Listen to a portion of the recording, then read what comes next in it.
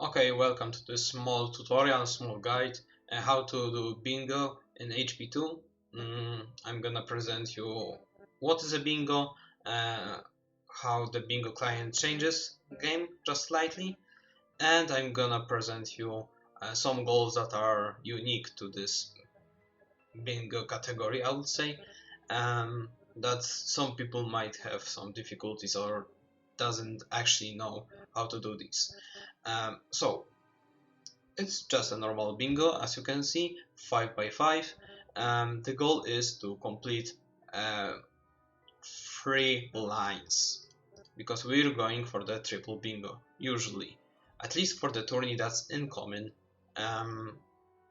We can also do a single one, so the single row or column.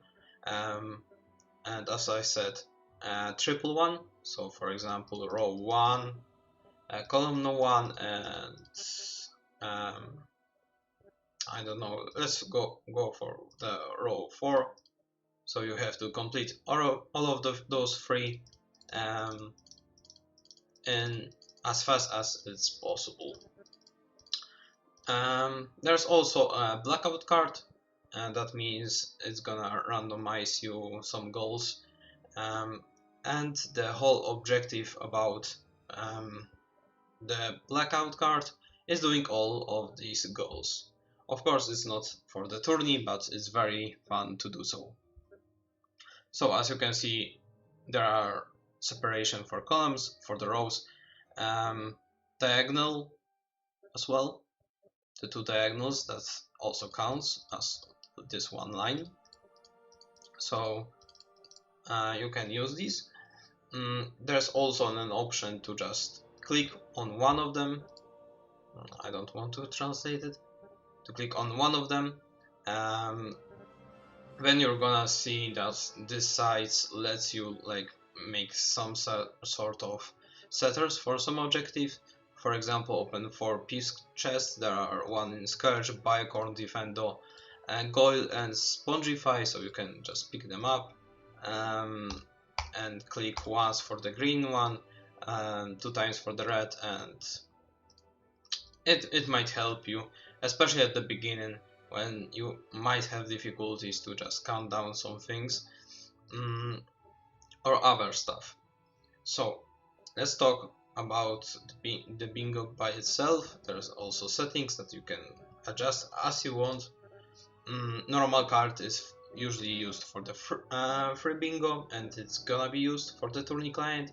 Short one, that's usually for the 1 row, and blackout for all of the 25 goals. As you can see, there's a bingo client version 4.1 that is being used, and there are seeds that's generated randomly, and that's gonna set up some objectives. There is all about everything about the goals, how are they made, and instructions to do so. I'm gonna, in the course of this tutorial, gonna talk about and show about all of these things, but if you have some questions, then usually this is way more than enough. There's also a link here. If you're gonna click it, there is gonna be a file to download for the special client that I'm gonna show in the next part of this tutorial. So basically, you just have to complete randomly. Probably in the tourney, there's gonna be one board, or the players might even get the seats to set up by themselves, and everybody is gonna play on the same one. So the 3 rows and the 3 lines, however you want and however you need. So that's basically it. As I've said, there's a file to download for the bingo client that I'm gonna talk about later. There's also a full list of all of the goals. There's about 60 of them, as well as I remember, around that, even more, I guess. And every one of them is separated in difficulties, and some other stuff that's not gonna let in the single column, for example, have like 5 goals. That's gonna tell you to collect some challenge stars. That's gonna avoid it. And in each like column and row there are different difficulties of goals. So in theory, not any of the rows or columns or diagonals should be faster or slower. The thing is just to find the best 3 ones and to make them as fast as possible. Some of them might be similar. I'm not sure if I'm gonna find one. I'm not gonna even try, to be honest. So basically that's it. In the next part I'm gonna show you what's the difference in the tourney bingo client. And on the next part I'm gonna show you how to do some goals that are specific for this bingo. For example, there are also goals like 43 wizard cards. That's pretty obvious. I would recommend also to watch Hando World Record just to see where the secrets are and where the cards are, because there are many goals like this, which I'm not gonna present all of them. And also there are all forest secrets or goal secrets that I'm not gonna show all of them because they're all available by just Hando World Record that I highly recommend. There's also some goals that says complete Boomslang without jumping or complete Rick to Sempra without jumping. So I would also recommend to see World Record Jumpless by Nixo, which is very fast and very detailed. So I would also recommend this. Of course I'm gonna talk about some of that are not here. Some of the levels that are in the goals. For example, there is Diffindo without jumping, but in actual jumpless we warp out. So about those levels, actually even for Boomslang, I'm gonna make a slight montage of how to do some stuff, how to make which challenges and how to finish the challenge with a gnome in the head, for example. So I'm gonna present all of it later. So that's the whole point of bingo.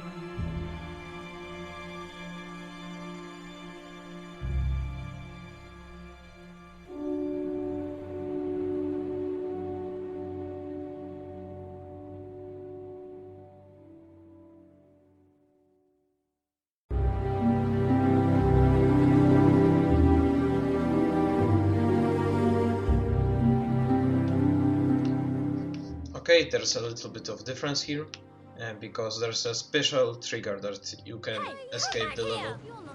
There's actually a goal to leave this place, so in some cases you won't be able to just warp out. There's a trigger here, and this is how you leave this level. slightly different than the rest.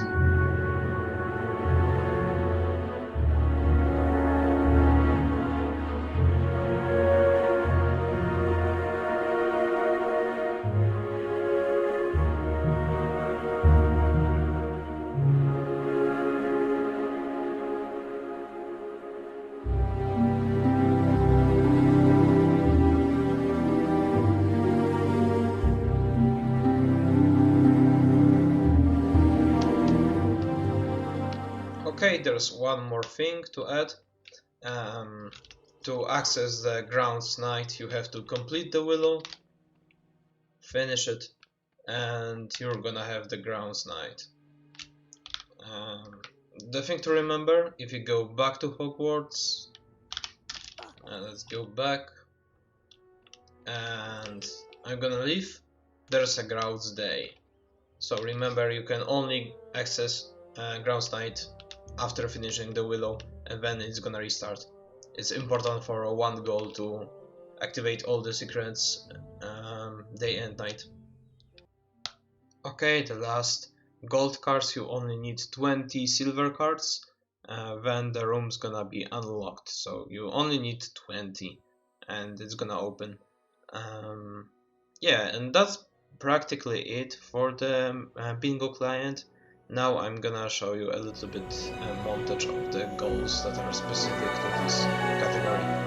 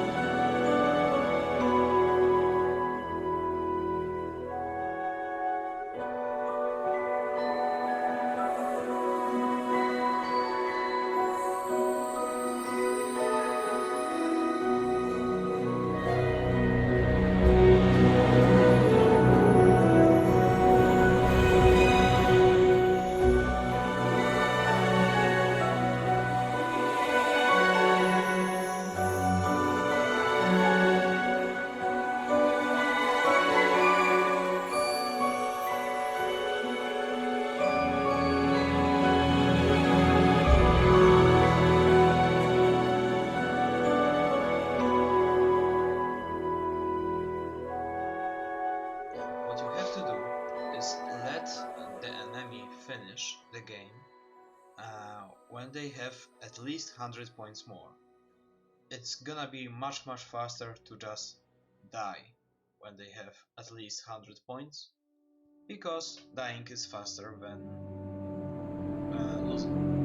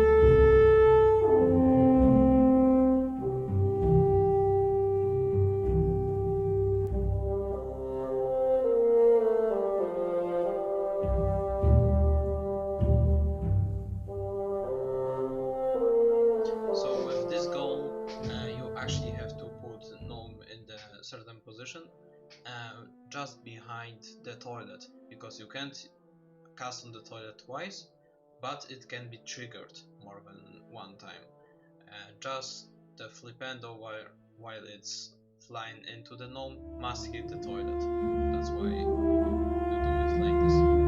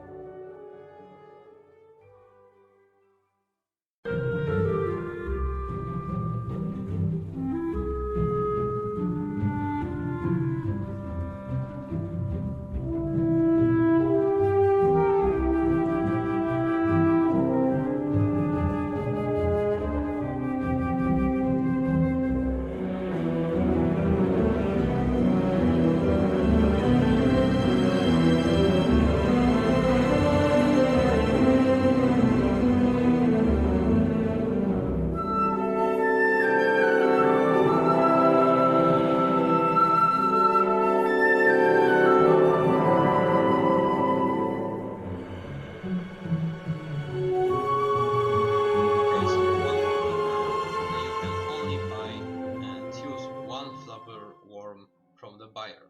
So if you buy it once, it only be counted as one Flobberworm, no matter how many times you're gonna buy it or get it from the buyers.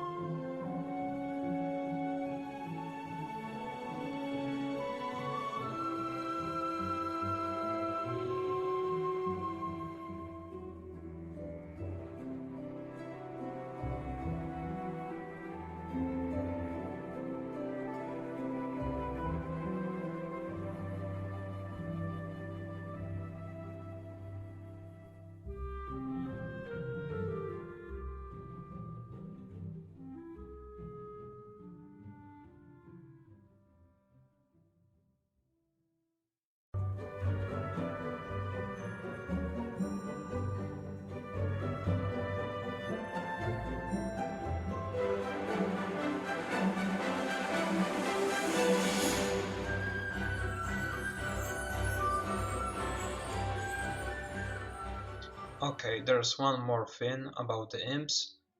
There's the goal says kill the imps, but just putting them in the holes is enough. So if you use Flipendo, push them right there and they cannot stand up when the game thinks that you like killed them and it counts.